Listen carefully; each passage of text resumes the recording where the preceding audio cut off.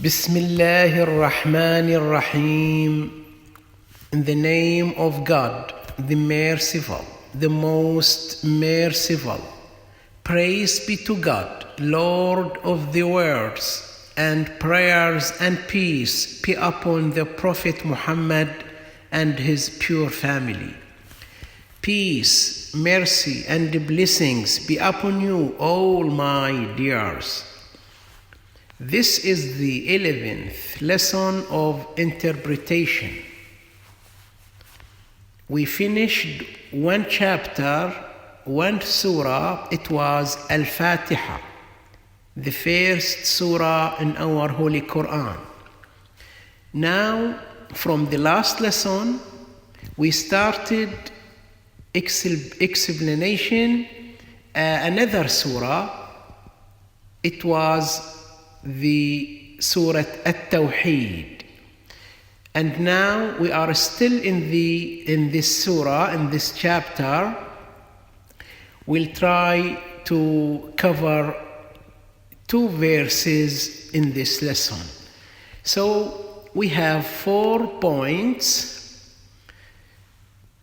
Let's start the first point. And before that, I prefer to recite, to read the whole surah. Bismillahir Rahmanir Rahim. Qul huwa Allahu ahad, Allahu samad, lam yalid wa lam yulad, wa lam yakun lahu kufuwan ahad. Now let's go to the first point.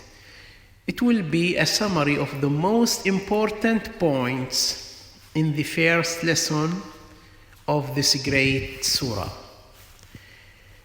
The first, we'll talk about the names of this surah, just to remind you, just to remember them. There are 3. Surat Altawheed, the first. The second, Surat Al-Ikhlas, and the third name is Surat Qul Huwallahu Ahad, the first verse of this chapter, of this surah. The second thing in the summary, we said that the number of the verses of this chapter is just 4 verses. That's right. But its meaning is great. This greatness of this chapter, Surah Al-Tawheed, Prophet Muhammad sallallahu alayhi wa alihi has mentioned it.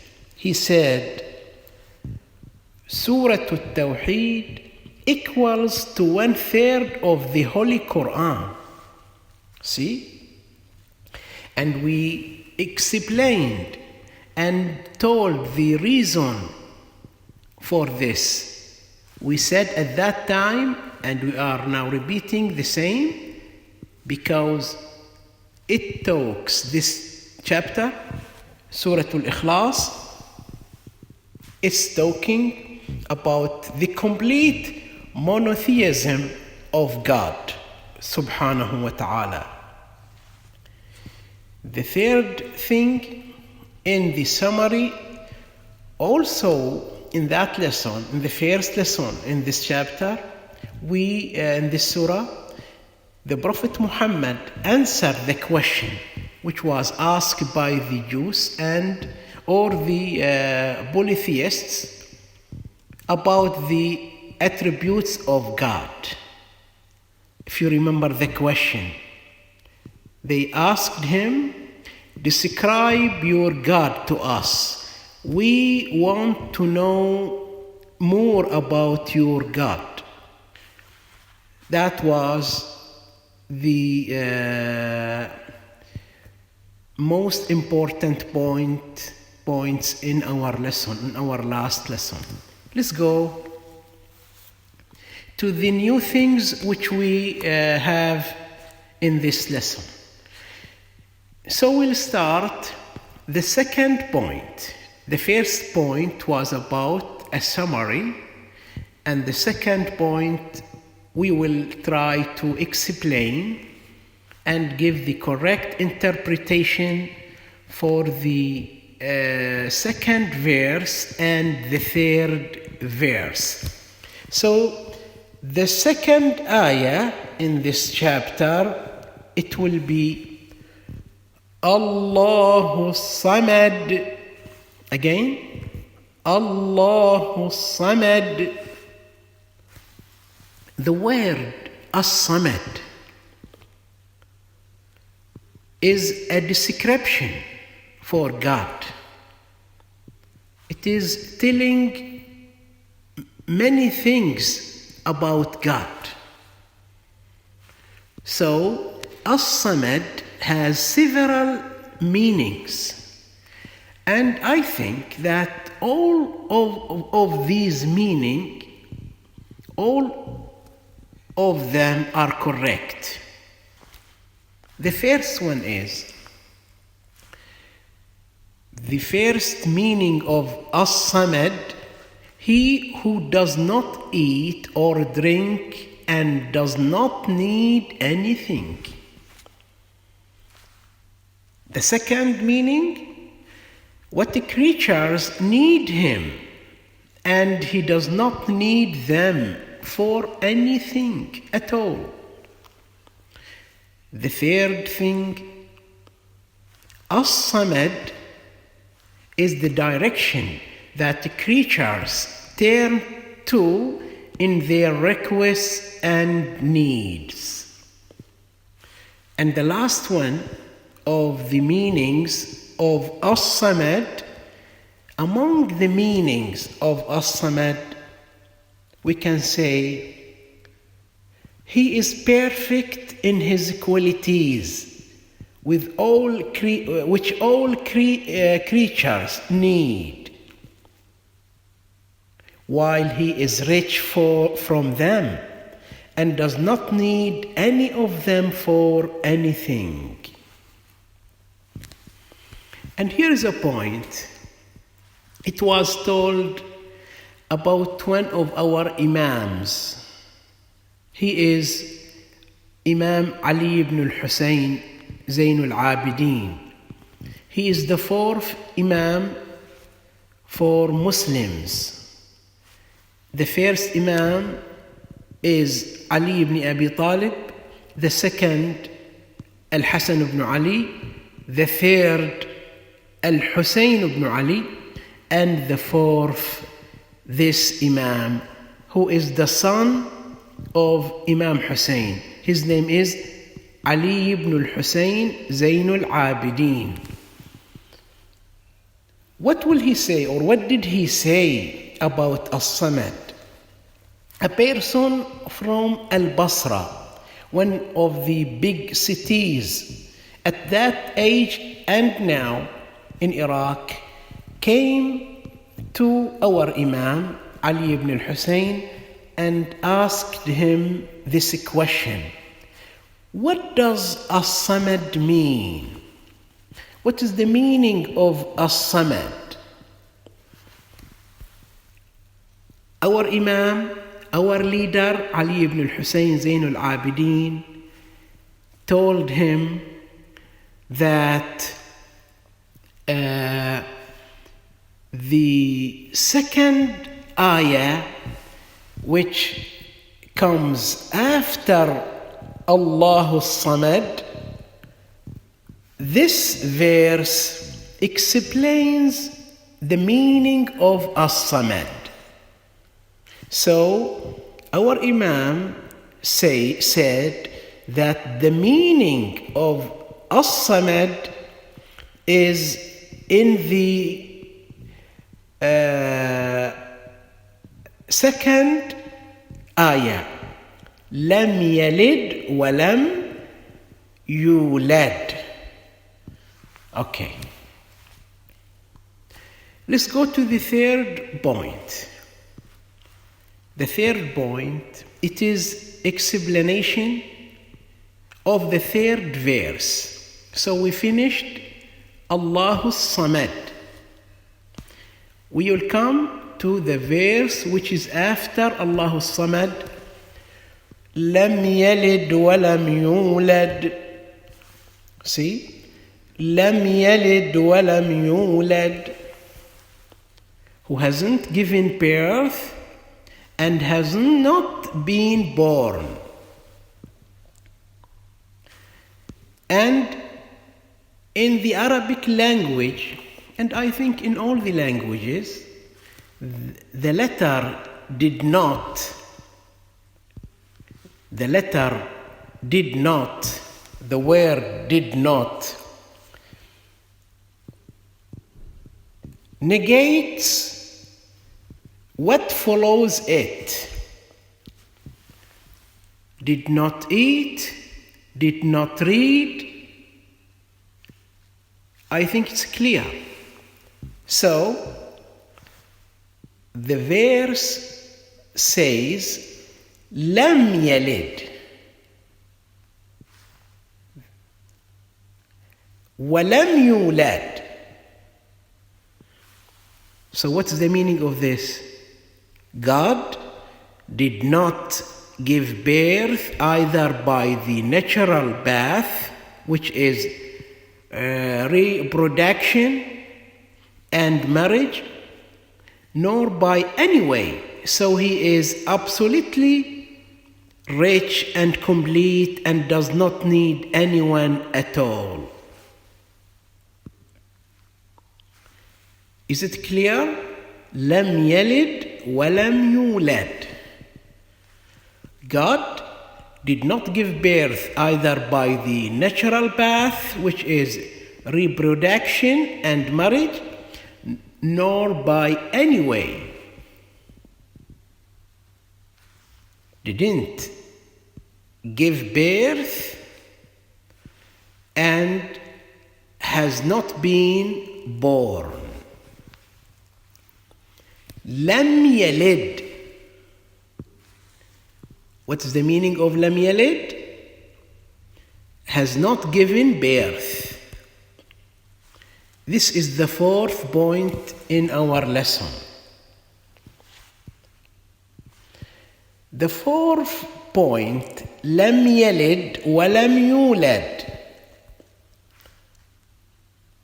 This negation did not give birth.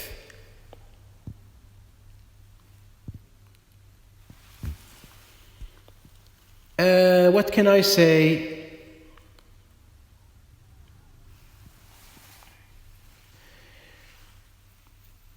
This negation did not give birth. Try to give the correct answer and to pay attention for false beliefs that these kinds of belief is absolutely wrong and incorrect. لم يلد didn't give birth. What are these four things? Here is an important point. Please pay attention. The first, the saying of the Jews, al-Yahud, who say, Uzair, the son of God, as Quran says and mentions it about them. What does the Quran say? وَقَالَتِ الْيَهُودُ عُزَيْرٌ ابْنُ اللَّهِ, the son of God. And this is mentioned at Tawbah chapter verse number 30. لم يلد This part of ayah is treating the mistaken and the big fault of their belief. Lam yalid, didn't give birth. Why did they say Uzair is the son of God? The second. And Uzair, there are, somebody says that he is a prophet who lived after the prophet David. And there is another saying, it says that he was a good worshipper man only. The second thing, which is treated by Lam Yalid, the Christians say that the Prophet Jesus is the Son of God. And also our Quran says about them, وَقَالَتِ النَّصَارَى الْمَسِيحُ ابْنُ اللَّهِ. It is in the same verse at Tawbah 30. Also, the Christians said the Messiah, means Jesus, is the Son of God. And our verse is saying they are incorrect. It is incorrect belief. Both are wrong. Also, there is a third thing. There is a saying of Jews and the Christian together. What did they say? They said both that they are the children of God. Oh, and only love Him they are the lovers of God.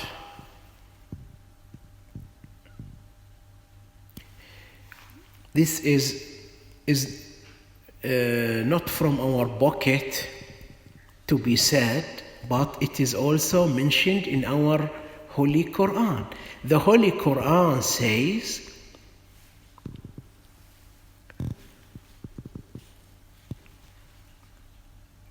and the Jews and the Christians said, we are the children and loved ones of God.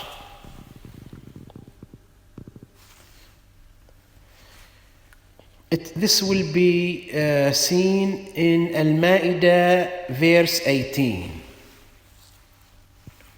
Also, there is something we have to add to the three things above.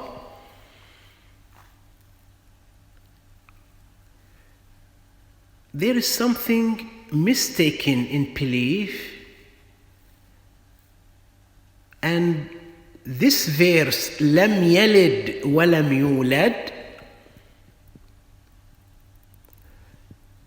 also tried to answer this mistake. So لم يلد, really, it is nullifying the saying of the polytheists, al-mushrikun, that the angels are the daughters of God. See why the verse started with lam yalid. He didn't give birth, because there are four main wrong beliefs. See, what did they say? That the angels Jibrail, Mikael, and so are the daughters of God. Quran says, and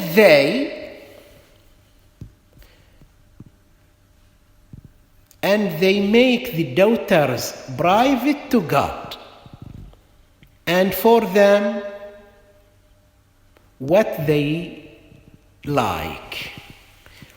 This is mentioned in An-Nahl 57. So in this lesson, we explained the second ayah, Allahu Samad, until and we told the correct meanings for As-Samad, and also we started in the third ayah, in the third verse, Lam Yalid. Inshallah, in the next lesson, we will continue explaining the Walam Yulad, Walam Yakun Lahu Kufuwan Ahad, and more notes about this chapter. Up to here, we have completed our lesson, praising and thanking much to God for His help.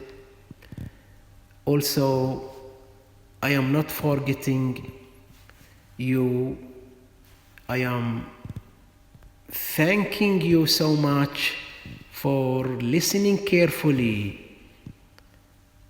Walhamdulillahi Rabbil Alameen.